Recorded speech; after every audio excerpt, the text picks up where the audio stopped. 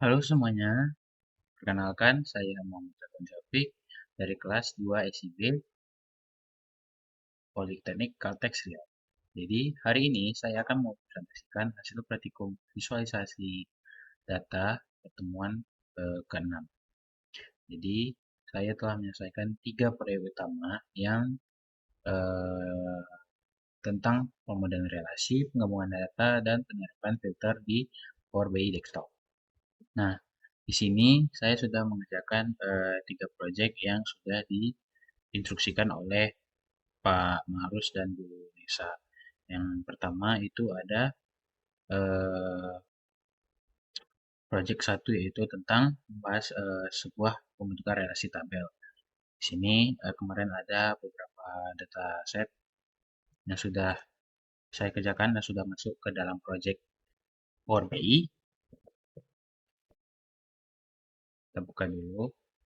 Nah, ini adalah proyek pertama eh, tentang pembentukan relasi tabel menggunakan dataset Pizza Cells. Nah, di sini saya mengimpor 4 tabel, yaitu ada orders detail, pizza, pizza types, and pizza.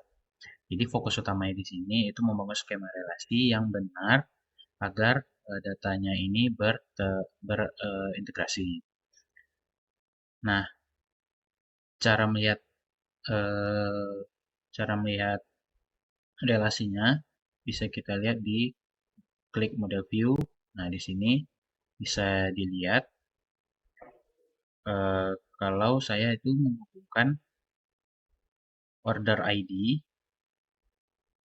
dengan order ID yang ada di order details dengan tabel order di tabel orders menggunakan order ID. Nah, jadi di sini bersifat one to many yang menjadi fondasi penting sebelum kita melakukan analisis lebih lanjut agar tidak terjadi duplikasi atau kesalahan data. Nah, di sini juga dan cara untuk menambah-nambah relasi ini kita bisa lihat di sini dengan cara manage relationship. Nah, di sini bisa kita klik ada dua cara yaitu dengan cara menambah relasi secara manual atau secara otomatis. Nah, untuk relasi manual ini bisa kita tambah di sini. Bisa kita mau menambahkan eh, pizza or apa dari tabel pizza ke tabel pizza types. Misalnya kita mau ngambil yang lain deh, tabel order.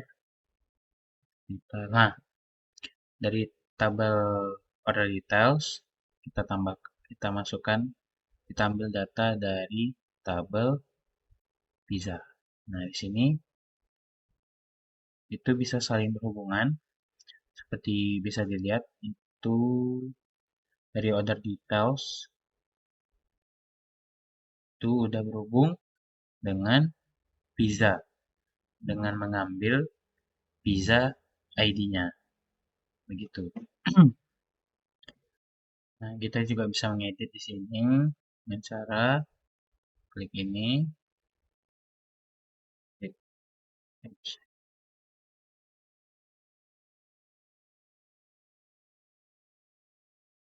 manage, edit. Nah, di sini kita bisa setting juga one to one, one to many, many to one, many to many. Oke, oke. Setelah itu kita lanjut ke proyek kedua, yang dimana itu membahas sebuah merge query. Kita buka dulu.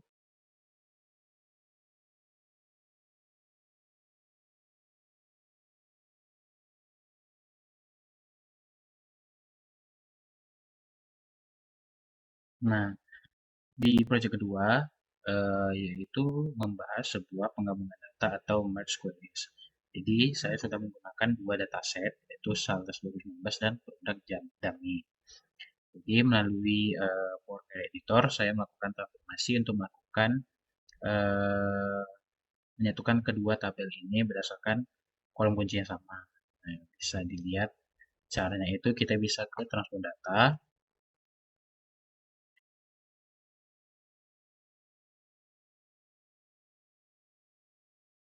Nah, di sini statusnya sudah kita merge. Bisa di cancel dulu untuk saya tunjukkan gimana caranya. Cara untuk menyatukan kolom itu ada di bagian sini, merge queries. Terus kita ambil tabel 2019, saldo 2019. Kita ambil dari lalu produk dummy. Terus kita satukan dengan mengambil produk ID-nya. Nah, dengan cara ini, dua tabel ini sudah disatukan berdasarkan kolom kunci yang sama yaitu produk ID. Nah, teknik ini berguna untuk memperkaya data transaksi dengan detail produk dari tabel yang berbeda. Jadi, sehingga laporan yang dihasilkan nanti menjadi lebih informatif dan komprehensif.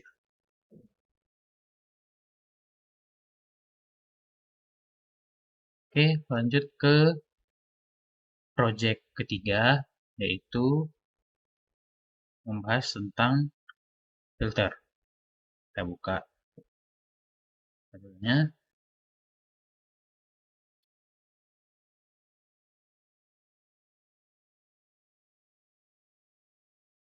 Nah, di project terakhir ini adalah penerapan filter dataset yang lumayan cukup besar. Nah, di sini saya mengambil dataset dari Power BI Sales Dummy 3 Years 10.000. Saya sudah mengimpor. Nah, di sini saya sudah memfilter data, yaitu data penjualan yang pada tabel ini itu merupakan data penjualan selama 3 tahun dengan total 10 baris. Di sini yang ini saya memfilter sebagai gimana sih total jumlah total barang yang habis berdasarkan negara dan produknya.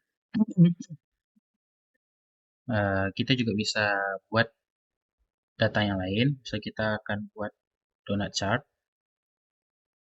Kita buat misalnya donut chart. Terus kita mau ngambil data berdasarkan